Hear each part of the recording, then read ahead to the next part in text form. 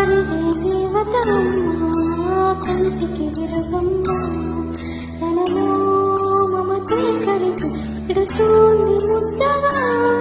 తన నాలి మాటలోని సరిగమ పంచుతోంది ప్రేమమ పెదవి పలికిన మాటలోని